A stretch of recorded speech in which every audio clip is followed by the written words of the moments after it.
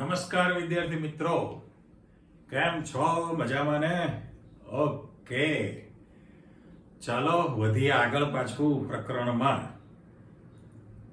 રીકેપમાં માત્ર મારે એટલું કહેવાનું કે ભાઈ તમે છેલ્લે ભૌતિક સંતુલન વિશેની બધી જાણકારી મેળવી લીધા પછી એક પ્રશ્ન શીખીને ગયેલા છો કે રાસાયણિક સંતુલન માટેની પરિસ્થિતિ, બરાબર? અને સંતુલન સ્થિતિ જો તરત માઇન્ડમાં ક્વેશ્ચન આવે ભાઈ રાસાયણિક સંતુલન સ્થિતિ પ્રાપ્ત કરવી હોય અથવા ભૌતિક પણ બંને માટે સાચું છે તો એના માટેની આવશ્યકતા, શરતો શું કહેવાય, જરૂરિયાતો? તો પહેલી જ શરત કે પ્રક્રિયા બંધ પાત્રમાં થવી જોઈએ, રાઈટ? બીજું, પ્રક્રિયા પ્રતિવર્તી હોવી જોઈએ, રિવર્સિબલ.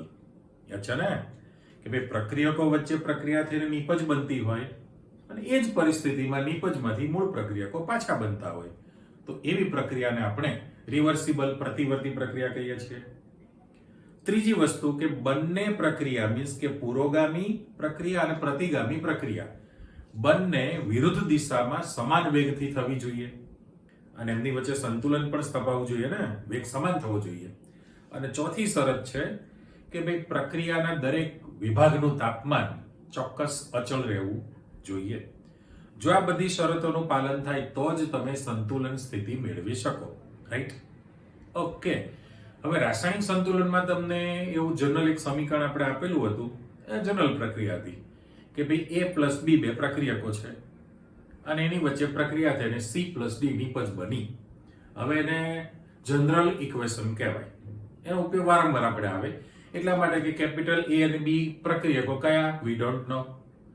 એમાંથી નીપજ C અને D બને કેપિટલ કઈ ખબર જ નથી આપણને, એટલે સિમ્બોલિક છે. પણ આજ તો આપણે ઉદાહરણ સાથે શીખવું છે. પણ જૂનામાં તમે યાદ કરી લો કે જેમ પ્રક્રિયકો વચ્ચે પ્રક્રિયા થશે તો પ્રક્રિયકોની સાંદ્રતા ઘટે, રાઈટ? ઓકે, એટલે પુરોગામીનો વેગ વધવાનો છે. સાથે સાથે નીપજની સાંદ્રતા વધવાની છે, પણ જેવી નીપજની સાંદ્રતા વધી અમુક સમય પછી પાછો ઘટાડો થવાનો છે. કેમ? તો કે પ્રતિગામી દિશામાં પ્રક્રિયા થઈ નીપજમાંથી મૂળ પ્રક્રિયકો પાછા બને તો પછી પ્રક્રિયકની સાંદ્રતા વધવાની છે. તો આવી સાંદ્રતા જે છે એમાં વધઘટ થઈ ગયા પછી એક સમય એવો આવે કે પ્રક્રિયકો અને નીપજોની સાંદ્રતા સમાન બની જાય તો એ પ્રક્રિયા અટકી ગઈ હોય એવું આપણને ખાલી ભાસ થાય. પરીક્ષા આપીને તમને ભાસ થઈ જાય છે ને કે પાસ થઈ જઈશ એટલે એવો તમને પ્રક્રિયા અટકી ગઈ છે એવો આપણને ભાસ થાય છે. એટલે પ્રક્રિયામાં આવી ઉદ્ભવતી સ્થિર સ્થિતિને આપણે રાસાયણિક સંતુલન કહીએ છીએ. એટલે સંતુલન સ્થિતિ એ પ્રક્રિયા અટકી નથી જતી પણ સતત પ્રક્રિયા ચાલુ રહે છે. એ ભૌતિકમાં પણ તમે ક્લિયર કરેલું હતું, રાસાયણિકમાં પણ કહો છો ને આજ તો તમારે એની સાબિતી પણ આપવાની છે. ઓકે, એટલે તમારો જે જૂનો ગ્રાફ હતો યાદ કરી લો કે પ્રક્રિયકની સાંદ્રતામાં ઘટાડો થાય સમયની સાપેક્ષમાં, નીપજની સાંદ્રતામાં વધારો થાય સમયની સાપેક્ષમાં. કોઈ પણ એક પ્રક્રિયક લઈ શકાય, કોઈ પણ એક પ્રક્રિયક માટેનો આલેખ હતો. A અથવા B નો ઘટાડાનો દર હતો અને નીપજ C અથવા D નો વધારાનો દર હતો. ઓકે, એ જ પ્રશ્ન પણ આપણે ઉદાહરણ સાથે શીખવો છે. હજી બે પ્રશ્ન તમારા ડિસ્ક્રિપ્ટિવ છે, આલેખ સાથે છે, બરાબર? એટલે પહેલો જે ક્વેશ્ચન મેં મૂકેલો છે તમે ચેક કરો કે ભાઈ રાસાયણિક સંતુલનનો ગતિશીલ સ્વભાવ, એટલે રાસાયણિક સંતુલન જે છે ગતિશીલ સ્વભાવ ધરાવે છે આપણે જાણીએ છીએ.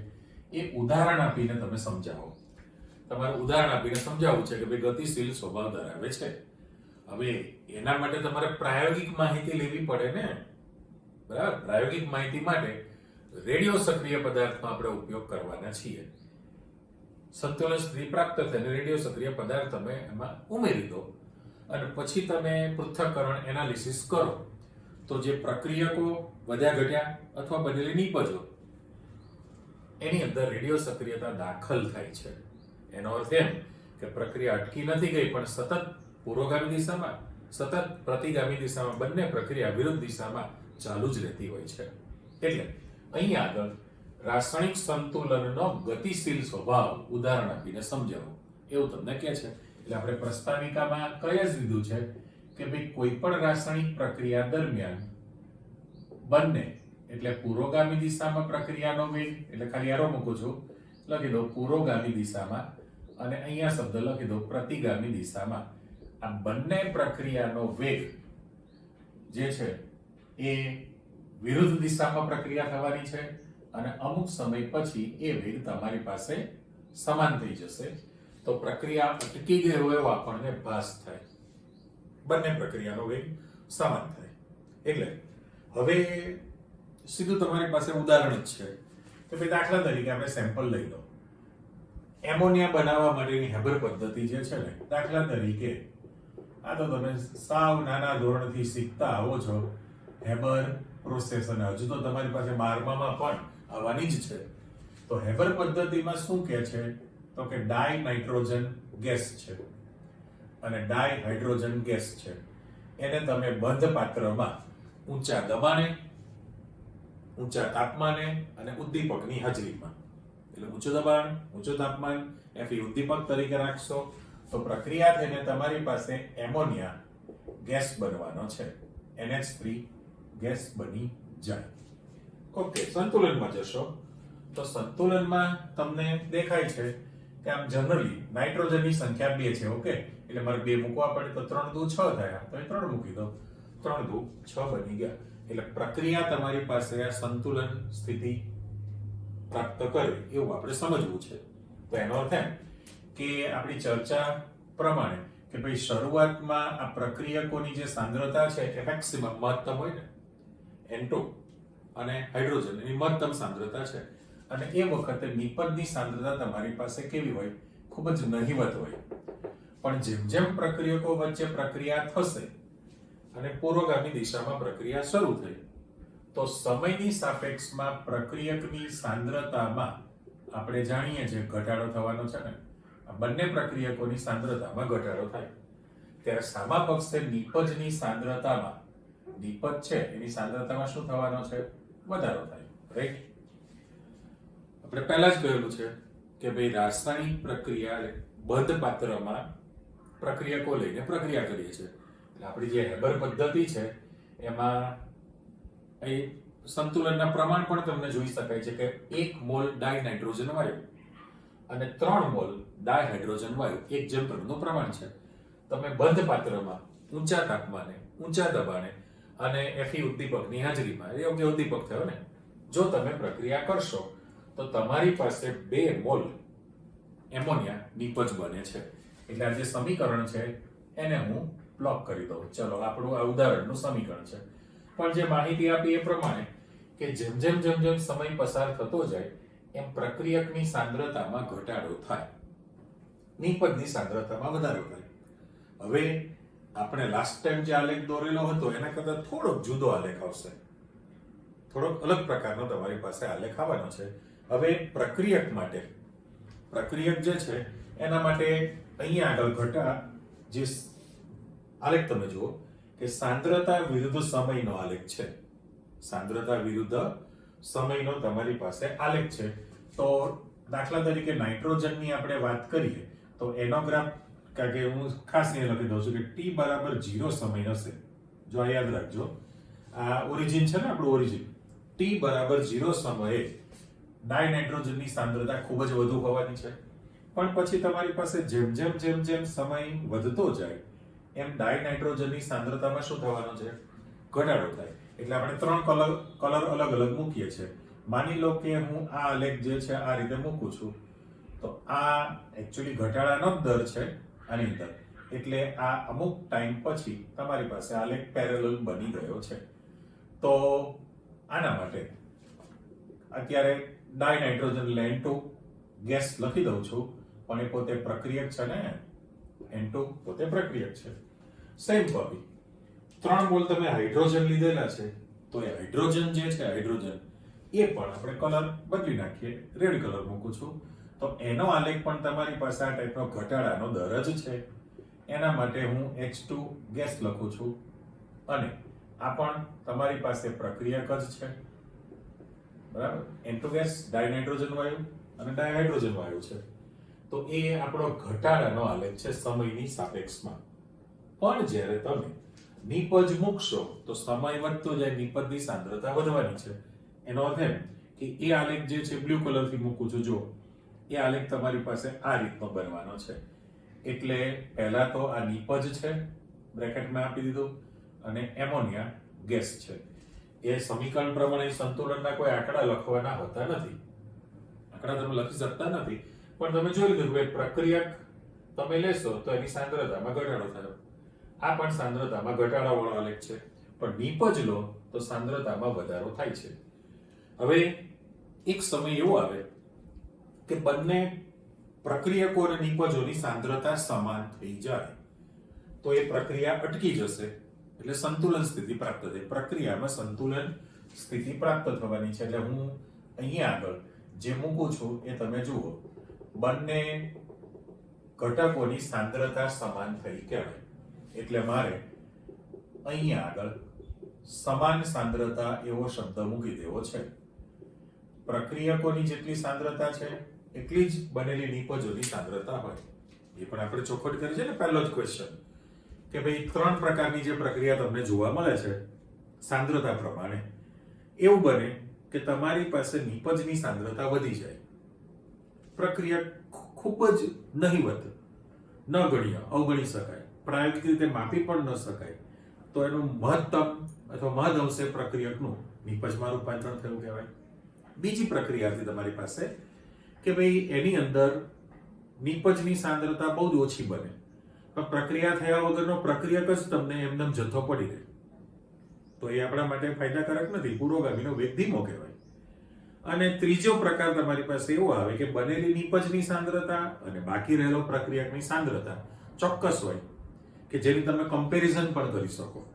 એટલે કહેવાનો અર્થ એવો છે કે અહીંયા આગળ જ્યારે બંનેની સાંદ્રતા તમારી પાસે સમાન બને, બનેલી નિપજની સાંદ્રતા અને વધ્યો ઘટ્યો બાકી વધેલો પ્રક્રિયક છે એની સાંદ્રતા જ્યારે સમાન થાય ત્યારે પ્રક્રિયામાં સંતુલન સ્થિતિ પ્રાપ્ત થઈ જશે. એ પ્રક્રિયા તમારી પાસે અટકી જશે. બરાબર? એટલે સંતુલન સ્થિતિ પ્રાપ્ત થયેલી છે આની અંદર. ઓકે, હવે પ્રશ્ન એવો છે કે આ તમે જે બંધ પાત્રમાં પ્રક્રિયા કરો છો, સંતુલન સ્થિતિ પ્રાપ્ત થઈ ગયેલી છે, પણ એમાં તમે થોડોક સમજો, થોડોક રેડિયો સક્રિય ડાયહાઇડ્રોજન, જો તમે રેડિયો સક્રિય ડાયહાઇડ્રોજન રાખો તો આપણને ખબર જ છે ને એનો સમસ્થાનિક. રેડિયો સક્રિય છે એટલે થોડોક રેડિયો સક્રિય અથવા સમસ્થાનિક એવો શબ્દ પણ તમે વાપરી શકો. હવે સમસ્થાનિકના હાઇડ્રોજન તો તમને ખબર જ છે ને કેટલા છે. 1H1 સાદો હાઇડ્રોજન પ્રોટિયમ, 1H2 ડ્યુટેરિયમ અને 1H3 ટ્રિટિયમ. તો તમે થોડોક રેડિયો સક્રિય ડાયહાઇડ્રોજન સમસ્થાનિક એ પાત્રની અંદર તમે D2 અંદર ઉમેરી દેશો. બરાબર? આમાંથી તમે હાઇડ્રોજન છે, ગમે તે પ્રક્રિયક, નાઇટ્રોજનના પણ સમસ્થાનિકો છે ને, કે નથી? છે જ. નાઇટ્રોજન, સાદો નાઇટ્રોજન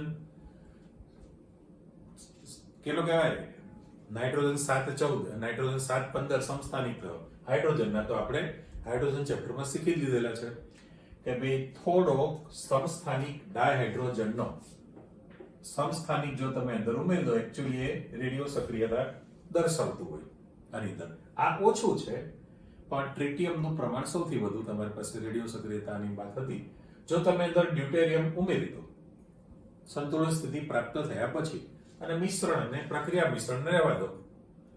પ્રક્રિયા મિશ્રણ એટલે તો સંતુલન મિશ્રણ પણ શબ્દ વાપરીએ છીએ. બનેલી નિપજ અને વધ્યો ઘટ્યો પ્રક્રિયક એ બધાનું મિશ્રણ છે, એને સંતુલન મિશ્રણ આપણે કહીએ છીએ. લાંબા સમય પછી જો તમે પૃથ્થકરણ કરો, બરાબર, એટલે આ તમે અંદર થોડોક સમસ્થાનિક D2 અંદર ઉમેરી દીધેલો છે, અને લાંબા સમય બાદ એવો શબ્દ મૂકી દઉં છું, જો તમે એનું પૃથ્થકરણ કરો, કોનું? નિપજો અને પ્રક્રિયકો. જો તમે આ બંનેનું પૃથ્થકરણ કરશો તો એમાં નિપજમાં તમને રેડિયો સક્રિયતા જોવા મળે. નિપજ જે છે એની અંદર તમારી પાસે રેડિયો સક્રિયતા જોવા મળશે. તો એ સમીકરણ કેવી રીતનું બનશે? નિપજોમાં પણ જોવા મળશે અને આમાં પણ. એટલે આપણે જો સામાન્ય સમીકરણ મૂકી દઉં કે ભાઈ N2 gas plus H2 gas માંથી તમારી પાસે હવે H2 ની જગ્યાએ મારે કયો શબ્દ વાપરવાનો છે D2, તો તમારો જે નિપજનું સૂત્ર બનશે NH3 ની બદલે ND3 ગેસ તમે મૂકવાના છો ને. બરાબર, આ સમીકરણ જે છે એને બ્લોક કરી દો અને સંતુલન માટે જેમ છે એમને પછી કે ભાઈ નાઇટ્રોજનની સંખ્યા 2 છે એટલે 2 મૂકી દો, તો ડ્યુટેરિયમ 3 દુ 6 થયા એટલે અહીં 3 મૂકી દો, એટલે પ્રમાણ તો તમારું 1:3 નું છે જ, પણ સંતુલન સ્થિતિ પ્રાપ્ત થયા પછી પણ જે નિપજ બની છે એમોનિયા, અત્યારે આ નિપજ અને આમાં જે નિપજ છે ND3, તમે રેડિયો સક્રિયતા પુરવાર થયેલી છે. રેડિયો સક્રિયતા પુરવારની એક તો વસ્તુ તમારી પાસે ક્લિયર થઈ ગયું કે સંતુલન સ્થિતિ પ્રાપ્ત થઈ ગયા પછી પણ પ્રક્રિયા અટકી જતી નથી, પરંતુ સંયોજનની પુરોગામી પ્રક્રિયા અને વિઘટનની પ્રતિગામી પ્રક્રિયા સતત ચાલુ રહે. અચ્છા, એ કેવી રીતે નક્કી કરી શકાય? તો કે હવે તમે એમાં વિચારો કે ભાઈ જે નિપજ બનવાની છે ને પ્રક્રિયક છે, તો કેટલી ટાઈપનું તમારું વિઘટનનું સૂત્ર બની શકે.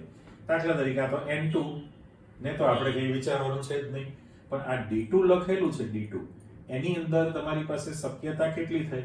તો કે બંને ડ્યુટેરિયમના પરમાણુ હોય, D2 હોઈ શકે, અથવા તો એક H હોય ને એક D હોય, એક H અને એક D હોય, કાં તો બંને D2 છે ને કાં તો બંને H2 છે. આ સંભાવના થઈ તમારી પાસે. ઓરિજિનલ છે તમારી પાસે H2, એમાંથી એક H અને એક D જોડાઈ શકે, અને કાં તો બંને D જોડાઈ શકે, રાઈટ? એ જ રીતે આ જે નિપજ બનેલી છે એના માટે તમે જશો તો એક તો તમારી પાસે આ ઓલરેડી ND3 તમે મૂકવાના છો. હવે એક મુજબ તમે વિસ્થાપન કરો હાઇડ્રોજનનું. આ જે NH3 છે તો એની અંદર તમારે NDH2 પણ બની શકે ને, NDH2 ત્રણ હાઇડ્રોજનના પરમાણુ આપણે લઈએ પણ ડ્યુટેરિયમ સાથે છે, અને એના બદલે તમે આ 3 D હતા, આ 2 D છે, એની બદલે ND2H પણ તમે લઈ શકશો, N2 અને NH3 ઓલરેડી. તો આટલા ઘટકોનું તમારી પાસે મિશ્રણ જોવા મળે છે બંનેમાં. કારણ કે આપણે રેડિયો સક્રિયતા જે છે એ ખાસ કરીને હાઇડ્રોજનનો ઘટક લીધેલો છે ને, ડ્યુટેરિયમ. એટલે જે નિપજ બનેલી છે એ નિપજની અંદર ND3 પોતે નવી છે, એમાં રેડિયો સક્રિયતા આવી. અચ્છા, ઓરિજિનલ સાથે જોડે તો NH3 પોતે છે, સાથે સાથે વિઘટનથી જે વધારાની જે નિપજ તમારી પાસે બની છે એના માટે હું તૂટક લાઈન મૂકી દઉં, NDH2 બની શકે અને ND2H પણ બની શકે. સેમ કોપી અહીંયા પણ તમે જોઈ લીધું કે D2 હતું, H2 હતું, અને બંનેનો એક એક પરમાણુ જોડાઈ જાય તો HD પણ બની શકે, HD અથવા DH બની શકે. તો આ પુરવાર કરી આપે છે કે ભાઈ પ્રક્રિયા અટકી જતી નથી. સંતુલન સ્થિતિ પ્રાપ્ત થઈ ગઈ હોય તો ખરેખર તો પ્રક્રિયા અટકી ગઈ, તો આમાં રેડિયો સક્રિયતા નિપજમાં દાખલ થવી ન જોઈએ, પણ એ સાબિતી આપે છે કે ભાઈ એમાં સંયોજનની પુરોગામી પ્રક્રિયા અને સંયોજન નિપજ છે એનું વિઘટનની પ્રતિગામી પ્રક્રિયા સતત ચાલતી રહે. કારણ કે આ NH3 નું વિઘટન થાય તો H2 બને, બરાબર, અને H2 N2 સાથે જોડાય તો NH3. સેમ કોપી, દાખલા તરીકે વિઘટન થઈને H2 બની ગયો છે તો N2 સાથે D2 પણ જોડાઈ શકે તો ND3 પણ બની શકે. એટલા માટે રેડિયો સક્રિયતા જોવા મળે. કરેક્ટ? ક્લિયર? એટલે તમે આ એમોનિયાનું હેબર પદ્ધતિ વાળું ઉદાહરણ આપીને સમજૂતી આપી શકો કે રાસાયણિક સંતુલન હંમેશા ગતિશીલ સ્વભાવ ધરાવે છે. ઓકે, એની જેવો જ પ્રશ્ન છે, પણ હવે અહીંયા તમારી પાસે થોડુંક અલગ મૂકેલું છે. પ્રશ્ન જુઓ કે H2 gas plus I2 gas gives twice HI. ચલો, આ તમને પ્રક્રિયા આપી છે, એ પ્રક્રિયામાં સ્થપાતા સંતુલન વિશેની માહિતી આપો. સંતુલન વિશેની માહિતી તમારે આપવી છે. હવે આ જેમ એક જ આલેખ છે, એક જ આલેખ, એમાં તમારે બંને આલેખ મૂકવાના છે. એટલા માટે આપણે જાણીએ છીએ કે ભાઈ પ્રક્રિયકો લઈને તમે પ્રક્રિયા કરો તો પણ તમે સંતુલન સ્થિતિ પ્રાપ્ત કરી શકો, અથવા તમે નિપજ લઈને પ્રક્રિયા કરો તો પણ સંતુલન સ્થિતિ પ્રાપ્ત કરી શકાય જ. એટલે પ્રક્રિયકો અથવા નિપજો કોઈ પણ દિશામાંથી પ્રક્રિયા સ્ટાર્ટ કરીને સંતુલન મેળવી શકાય છે. એટલે એ ફાઇનલ જ છે. હવે પહેલું જ મેં કીધેલું છે કે ભાઈ પુરોગામી પ્રક્રિયા કોને કહેવી, પ્રતિગામી કોને કહેવી, એનો કોઈ જવાબ નથી. આના પહેલા ચર્ચા કરેલી છે ને. મારો જવાબ શું હતો? મરઘી પહેલા કે ઈંડું પહેલા? છે આન્સર તમારી પાસે? ના. તમે કહો મરઘી, તો ક્યાંથી એમ? તો કે ઈંડામાંથી. ઈંડું ક્યાંથી આવ્યું? તો કે મરઘીમાંથી. એટલે મરઘી પહેલા કે ઈંડું પહેલા એ તમે કહી શકતા નથી. એનું કારણ એટલા માટે અહીં આવી જાઓ કે દાખલા તરીકે આ તમારું જે વર્ણન છે એ પહેલો મુદ્દો આવી ગયો. હું એમ કહું છું કે તમે અહીંયા x2 + i2 લઈને પ્રક્રિયા કરશો અને એમાં પણ સંતુલન સ્થિતિ પ્રાપ્ત કરી શકો. ટ્વાઇસ HI ગેસ બનેલું છે. હવે આ સમીકરણ તમારી પાસે આવી ગયું, બરાબર? તો અત્યારે આ બંને પ્રક્રિયા છે, એમાંથી નિપજ બની તો પુરોગામી પ્રક્રિયા થઈ. પણ એવું જરૂરી નથી. માની લો કે તમે આની અંદર રિવર્સ પ્રોસેસ પણ કરી શકવાના છો. HI 2 મોલ HI લઈને એનું વિઘટન કરો તો H2 ને I2 પણ મેળવી શકાય. તો મારે અહીં આગળ જે લખાણ આપવું છે આ વચ્ચે હું અથવા મૂકી દઉં. ચાલો, જો તમે 2 મોલ HI લઈને એનું વિઘટન કરશો તો પણ તમારી પાસે H2 gas plus I2 gas બનાવી શકાય અને એમાં પણ સંતુલન સ્થિતિ તો પ્રાપ્ત થઈ જવાની છે. એટલે કહેવાનો અર્થ એવો કે જો તમે H2 પ્લસ I2 વચ્ચે પ્રક્રિયા કરીને 2 મોલ HI બનાવો તો અત્યારે આ બે પ્રક્રિયા છે એટલે પુરોગામી પ્રક્રિયા થઈ એ સમીકરણ માટે. અને જો તમે 2 મોલ HI લઈને એનું વિઘટન કરશો તો H2 પ્લસ I2 બને. તો વિઘટન છે એટલે અત્યારે આ પ્રક્રિયા છે અને પેલી નિપજ બનશે, બરાબર? એટલે પુરોગામી પ્રતિગામી કઈ છે એ નક્કી થઈ શકતી હોતી નથી. પણ એટલું ફાઇનલ થયું. અહીંયા આપણે મોલ પ્રમાણે દાખલા તરીકે વિચારવું છે. બંનેમાં મેં કહ્યું કે જો તમે આ પ્રક્રિયકો લઈને પ્રક્રિયા કરો તો પણ સંતુલિત સ્થિતિ મેળવી શકાય પ્રક્રિયામાં, અને જો તમે HI નું વિઘટન કરીને આ બનાવો તો પણ સંતુલન સ્થિતિ પ્રાપ્ત કરી શકાય જ. કોઈ ફરક પડતો નથી.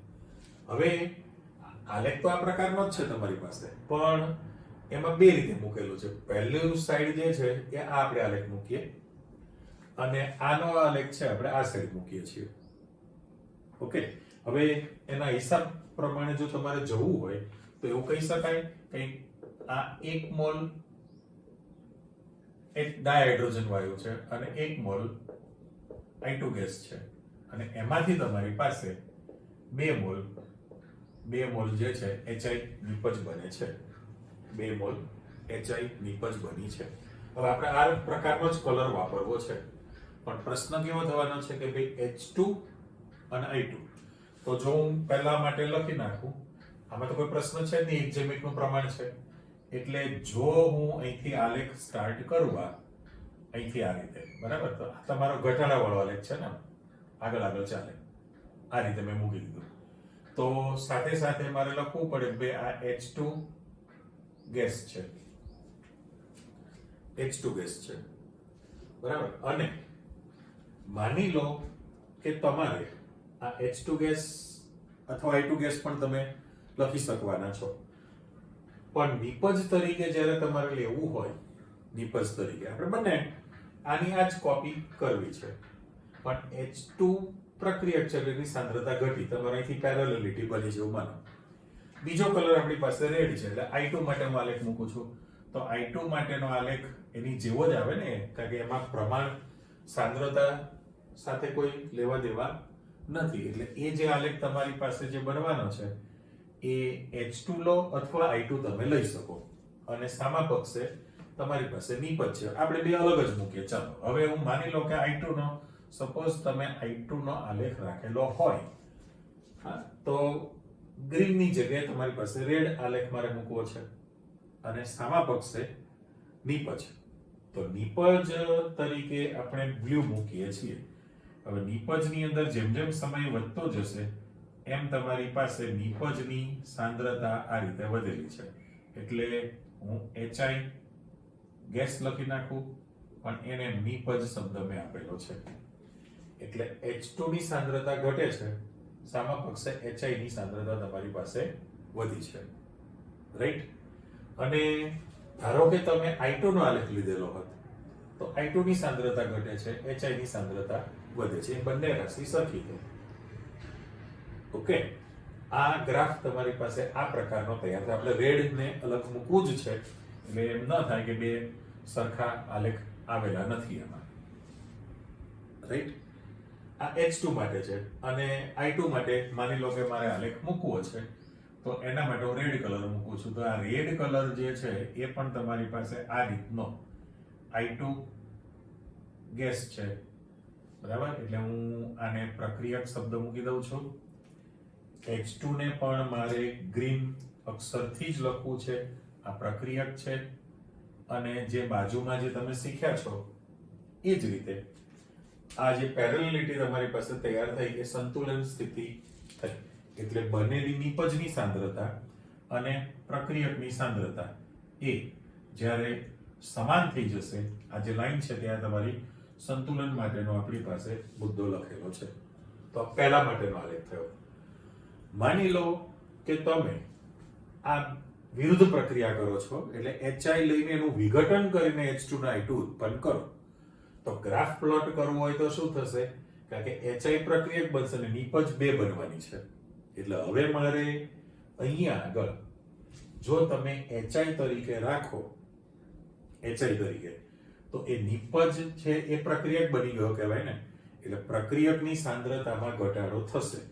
આપણે કલર બદલતા નથી, માત્ર ને માત્ર અત્યારે HI પ્રક્રિયક છે તો એ HI પ્રક્રિયકની સાંદ્રતા સૌથી વધુ હોય. આ જો સાંદ્રતા વિરુદ્ધ સમયનો આલેખ છે, આ પણ સાંદ્રતા વિરુદ્ધ સમયનો આલેખ પહેલા માટે જેમ હતું એ રીતે HI જો તમે લેશો તો એની સાંદ્રતામાં ઘટાડો. હું તૂટક લાઈન મૂકીશ એટલે અત્યારે એની સાંદ્રતા જે છે આ રીતની ઘટાડામાં થાય અને પછી તમારી પાસે પેરેલલિટી બની ગઈ.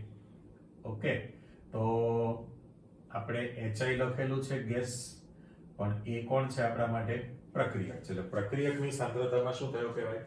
ઘટાડો થાય છે. રાઈટ?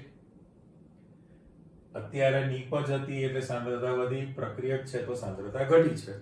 અને એ જ કલર આપણે વાપરીએ છીએ કે માની લો કે H2 ના I2 જે નિપજ બની એનું સમયની સાપેક્ષમાં સાંદ્રતા વધવાની છે. તો એ આલેખ તમારી પાસે આ રીતનો થવાનો છે ને. એની સાંદ્રતા તૂટક લાઈન જ આપું છું. સાંદ્રતામાં વધારો થાય અને અમુક ટાઈમ પછી એ સમાંતર તૈયાર થવાનો છે એટલે સંતુલન વાળો આલેખ થયો. બરાબર? એટલે હું હવે અહીંયા ખાલી I2 ગેસ, પણ એ આપણા માટે કોણ છે? અત્યારે પ્રક્રિયક છે. અને સેમ કોપી ધારો કે તમારે પેલો H2 નો પણ આલેખ મૂકવાનો છે તો એ નિપજ છે. એટલે નિપજની સાંદ્રતા તમારી પાસે કેવી છે? લગભગ શૂન્ય ને. પણ જેમ સમય પસાર થતો જાય તો એની પણ અહીંથી લાઈન સ્ટાર્ટ થવાની છે. એનો આલેખ જે છે વધારામાં, પછી લાઈન પેરેલલ થઈ જશે એટલે એ પણ સંતુલન સ્થિતિ વાળી વિગત આવી ગઈ કહેવાય. એટલે અહીંયા આગળ H2 ગેસ પણ એ પોતે પ્રક્રિયક છે. પોતે શું બનેલો છે? પ્રક્રિયક તરીકે આપણે મૂકીએ છીએ. એટલે કહેવાનો અર્થ એવો થયો કે ભાઈ આમાં પછી આપણે એક સમીકરણનું વિશ્લેષણ કરીએ છીએ. અત્યારે ગ્રાફ જેમાં સ્વતંત્ર એમોનિયા માટે હતો એવી રીતે આવો હતો.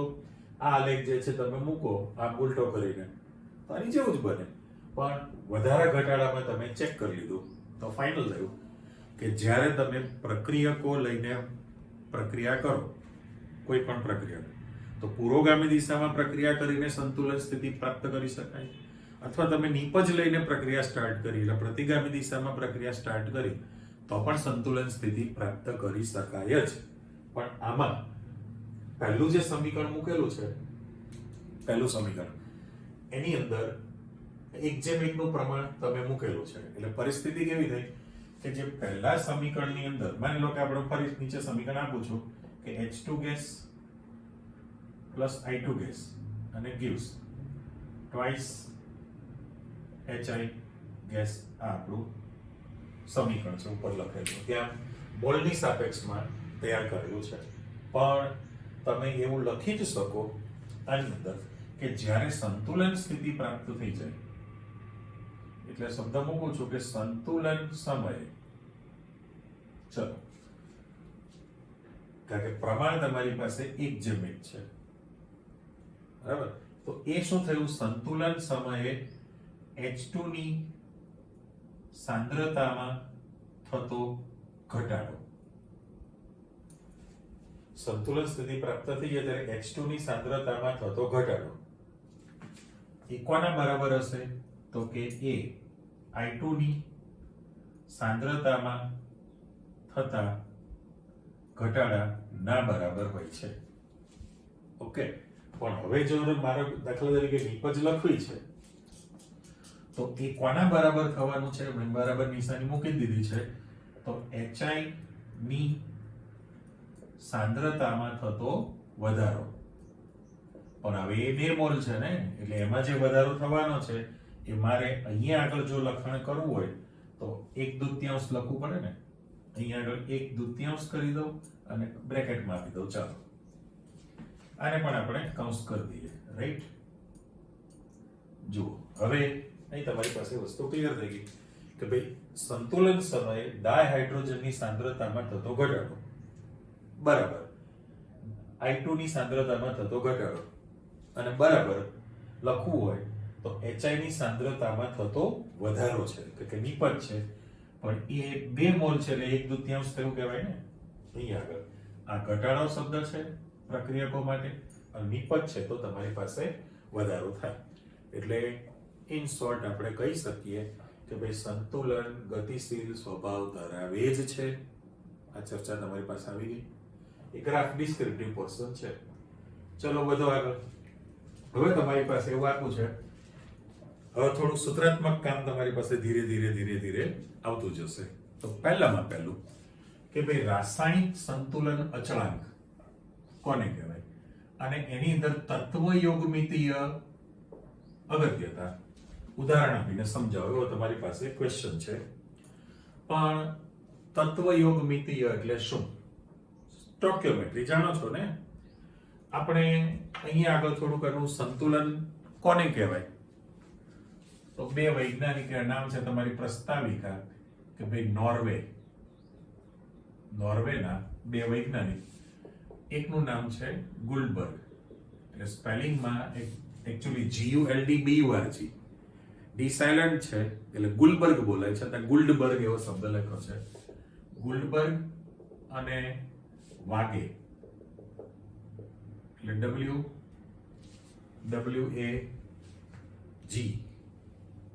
વાગે WAG એટલે વાગે શબ્દ મૂકેલો છે. બરાબર. આ બંને વ્યક્તિએ સંતુલન અચળાંક વિશેની જાણકારી આપી. એમણે એ સંતુલનનો નિયમ પણ રજૂ કરેલો છે, રાસાયણિક સંતુલનનો નિયમ.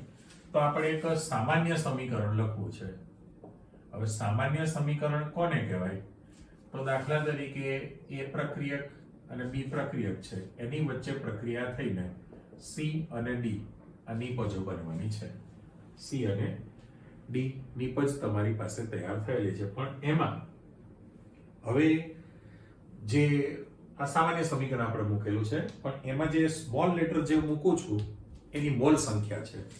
એટલે એ પ્રક્રિયકના એ મોલ લઈએ, બી પ્રક્રિયકના બી મોલ લઈને પ્રક્રિયા કરવામાં આવે તો તમારી પાસે જે નિપજ બનવાની છે એમાં સી ઘટક છે એના સી મોલ બને અને ડી ઘટક છે એના ડી મોલ તમારી પાસે તૈયાર થઈ જાય અને અમુક સમયે પ્રક્રિયામાં સંતુલન સ્થિતિ પ્રાપ્ત થઈ જશે.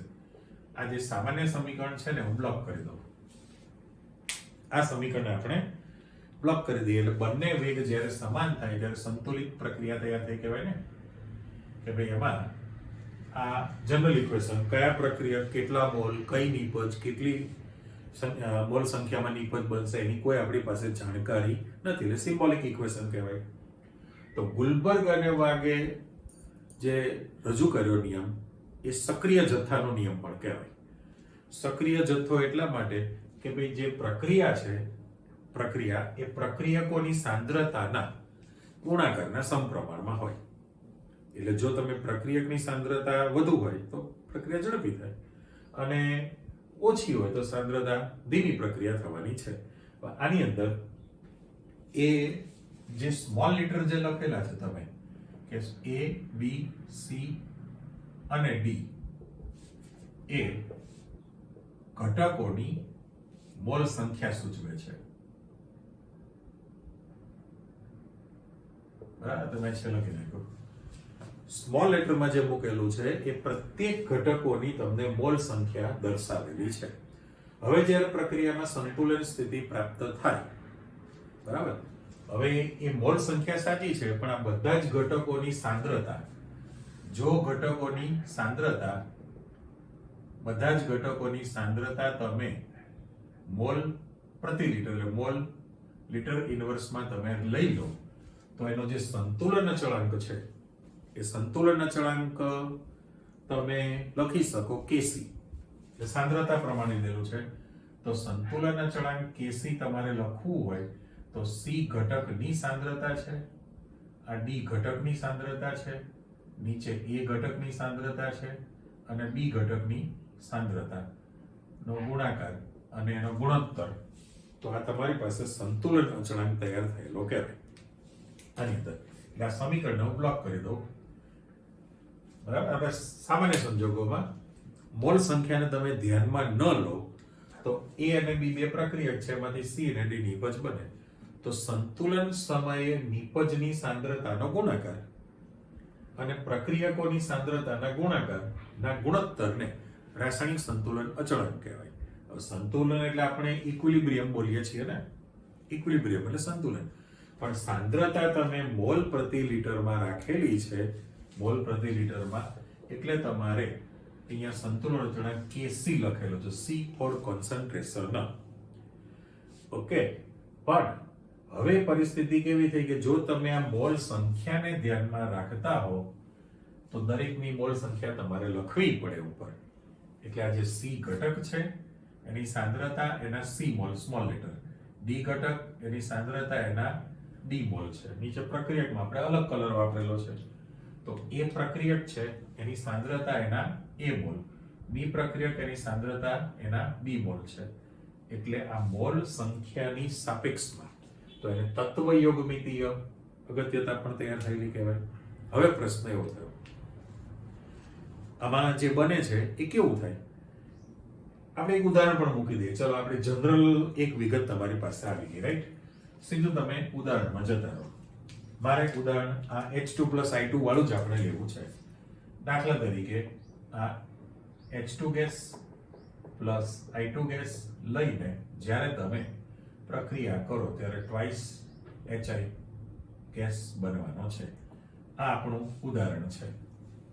એટલે વાત કરીએ પ્રમાણે કે જ્યારે પ્રક્રિયકો અને નિપજોની સાંદ્રતા સમાન થઈ જાય, પ્રક્રિયકો અને નિપજોની સાંદ્રતા સમાન થાય ત્યારે પ્રક્રિયામાં સંતુલન સ્થિતિ તરફ ખસે, એટલે સંતુલન સ્થિતિ પ્રાપ્ત થઈ ગઈ. તો આ જે પ્રક્રિયા છે એ પ્રક્રિયાને આપણે જો જનરલ તત્વયોગમિતીય સંબંધ સિવાય દાખલા તરીકે લખાણ કરવું હોય તો આ બધાની સાંદ્રતા, એટલે ખાસ લખવું છે કે જો સાંદ્રતા મોલ લીટર ઇન્વર્સમાં તમને આપેલી હોય તો તમે સંતુલન અચળાંક Kc લખવાના છો. તો Kc ની એટલે HI જે લખેલું છે, HI ની સાંદ્રતા, અત્યારે HI ગેસ છે એની સાંદ્રતા છે, પણ સંતુલન સમય એટલે આપણે EQ બાજુમાં લખેલું છે, સોરી EQ, સોરી, કારણ કે પેલી ટેવ પડી ગઈ ને, આપણે EQ લખેલું છે, ઇક્વિલિબ્રિયમ એટલે સંતુલન. સંતુલન સમયે જો ઘટકોની સાંદ્રતા તમારી પાસે મોલ લીટર ઇન્વર્સ હોય તો Kc લખવો હોય તો નિપજની સાંદ્રતા સંતુલન સમયે, અને નીચે પાછું તમે આપી દો કે ભાઈ H2 ગેસ છે એની સાંદ્રતા, પણ અરે પેલી ટેવ પ્રમાણે આપણે EQ જ લખાઈ જાય છે, EQ, અને I2 ની સાંદ્રતા વાયુ સ્થિતિમાં છે એની સાંદ્રતા, અને અહીંયા પણ EQ મૂકેલું છે. બરાબર? એટલે તમે સંતુલન સમયે જ્યાં EQ જે લખેલું છે, EQ એ સંતુલન સમયે સાંદ્રતાનો ઉલ્લેખ કરે છે. ઓકે, પહેલા આપણે ચોખવટ કરી દીધી જ્યાં. પણ હવે સંતુલન સમય જ્યારે તમે સાંદ્રતા રાખતા હો કારણ કે બંને સાંદ્રતા કેવી થવાની છે? સમાન. કોની? પ્રક્રિયા કોની સાંદ્રતા? નિપજની સાંદ્રતા સમાન થઈ જાય સંતુલન સમયે, એટલે પછી તમારે ઇક્યુ સિમ્બોલ જે છે એ વાપરવાનો હોતો નથી, એની જરૂરિયાત નથી હોતી, કારણ કે સંતુલન સમયે છે. પણ હવે પ્રશ્ન એવો થયો કે જો તમે મોલ સંખ્યાને ધ્યાનમાં ન રાખો, આ જે મોલ સંખ્યા છે એ ધ્યાનમાં નથી રાખતા અને અહીંયા તમે જુદી જુદી સાંદ્રતા લઈને પ્રયોગ કરો, બરાબર? એટલે હું ખાસ લખું છું કે ભાઈ જુદી જુદી સાંદ્રતા લઈને પ્રયોગ કરવાથી મળતા કેસી નું મૂલ્ય પણ કેવું હોય તમારી પાસે? જુદું જુદું હોય. સમજો, આ થોડું વિચિત્ર તમને જોવા મળશે કે જો તમે આ જે પ્રક્રિયા છે એમાં H2 અને I2 ની જુદી જુદી સાંદ્રતા લઈને પ્રયોગ કરવામાં આવે તો તમારી પાસે કેસી નું મૂલ્ય પણ તમારી પાસે જુદું જુદું તૈયાર થવાનું છે, રાઈટ? પણ જો તમે તત્વયોગમિતીય સંબંધ એટલે મોલ સંખ્યાને ધ્યાનમાં રાખો, પરંતુ જો મોલ સંખ્યા એટલે તત્વયોગમિતીય સંબંધ ને આધારે, બરાબર, મોલ સંખ્યાને આધારે જો તમે અચળાંક ગણતરીમાં મૂકો તો એ ગણતરી કરવામાં આવે તો કેસી નું મૂલ્ય અચળ મળે છે. ક્લિયર માઇન્ડમાં કે જો મોલ સંખ્યાને આધારે તમે સંતુલન અચળાંકની ગણતરી કરો તત્વયોગમિતીય સંબંધ પ્રમાણે, તો કેસી નું મૂલ્ય તમારી પાસે દરેક ગણતરી માટે લગભગ સમાન એક જ અચળ મૂલ્ય મળે. લગભગ સમાન એક જ અચળ મૂલ્ય મળે છે. આટલા બધા શબ્દોનો ઉપયોગ કર્યો. એટલે ફાઇનલ જો તમારે સમીકરણ લખવું હોય તો સંતુલન અચળાંક કેસી, કારણ કે આપણે સાંદ્રતા મોલ પ્રતિ લિટરમાં લીધેલી છે માટે કેસી લખીએ છીએ. હવે અહીંયા આગળ HI ની સાંદ્રતા છે પણ એની મોલ સંખ્યા તમારે 2 લખવાની થાય. એ જ રીતે અહીંયા H2 ની સાંદ્રતા છે એના એક જ મોલ છે અને I2 ગેસ છે એની સાંદ્રતા એના પણ તમારી પાસે એક જ મોલ છે. એટલે મેં વાત કરી એ પ્રમાણે આ તમારી પાસે ફાઇનલ સમીકરણ તૈયાર થઈ ગયું છે. આવા તમારી પરીક્ષામાં નાના નાના પ્રશ્ન પૂછે, કેવી રીતનું તમને આ રીતનું સમીકરણ આપેલું હોય અને કેસી નું સૂત્ર તમારે લખવાનું હોય. રિવર્સ પણ થાય, તમને કેસી નું સૂત્ર આપી દીધેલું હોય આમ અને એમાં થયેલી પ્રક્રિયા તમારે લખવાની, તો અંદાજ તો આવી ગયો ને? કારણ કે તમે જે કેસી લખો છો એમાં નિપજની સાંદ્રતા ઉપર લખેલી છે અને પ્રક્રિયકની સાંદ્રતા નીચે લખેલી છે. એટલે જ્યારે સમીકરણ બનાવો ત્યારે ઉપરની વસ્તુ જમણી બાજુ જાય નિપજ, નીચેની વસ્તુ ડાબી બાજુ આવે, પ્રક્રિયક બનવાની છે આની અંદર. એટલે સંતુલન અચળાંકની તમારે વ્યાખ્યા કરવી હોય તો તમે કહી શકો ને કે ભાઈ કોઈ પણ પ્રક્રિયામાં સંતુલન સમયે નિપજની સાંદ્રતાના ચોક્કસ પાવર એટલે ઘાતાંક, નિપજની સાંદ્રતાના ચોક્કસ ઘાતાંક નો ગુણાકાર, અત્યારે એક જ ઘટક છે, એક કરતા વધુ પણ હોઈ શકે જો આવ્યું, અને પ્રક્રિયકોની સાંદ્રતાના ચોક્કસ પાવર ઘાતાંકના ગુણાકારના ગુણોત્તરને સંતુલન અચળાંક KE કહેવાય, ઇક્વિલિબ્રિયમ. પણ આપણે મેં પહેલા જ ચોખવટ કરી કે સંતુલન સમયે સાંદ્રતા તમે દર્શાવો છો અને સમાન થઈ જશે એટલે પછી ઇક્યુ પદ તમારે લખવાની જરૂરિયાત રહેતી નથી. હજુ એકવાર બોલીએ છીએ આપણે કે ભાઈ રાસાયણિક પ્રક્રિયામાં સંતુલન સમયે નિપજની સાંદ્રતાના ચોક્કસ ઘાતાંકનો ગુણો રાસાયણિક પ્રક્રિયામાં સંતુલન સમયે, યાદ કરો, રાસાયણિક પ્રક્રિયામાં સંતુલન સમયે નિપજની સાંદ્રતાના ચોક્કસ ઘાતાંકના ગુણાકારના અને પ્રક્રિયકની સાંદ્રતાના ચોક્કસ ઘાતાંકના ગુણાકારના ગુણોત્તરને રાસાયણિક સંતુલન અચળાંક કહે છે.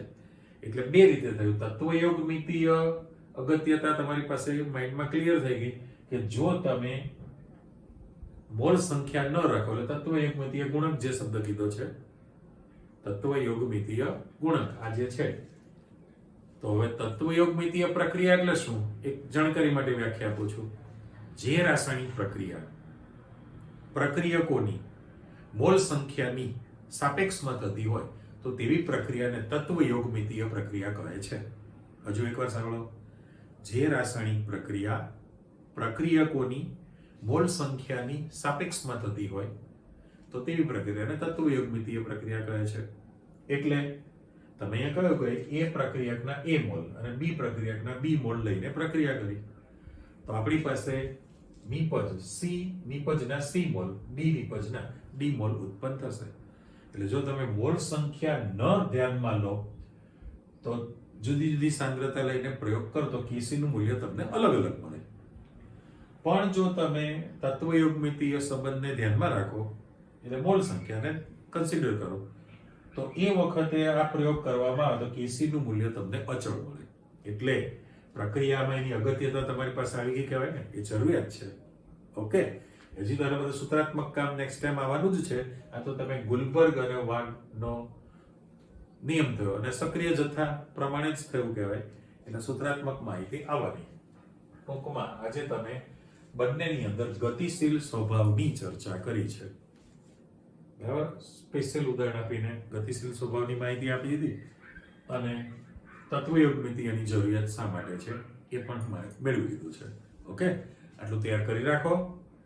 નેક્સ્ટ પાછા બીજા પ્રશ્નો લઈને ભેગા થઈએ છીએ. આવજો, બાય.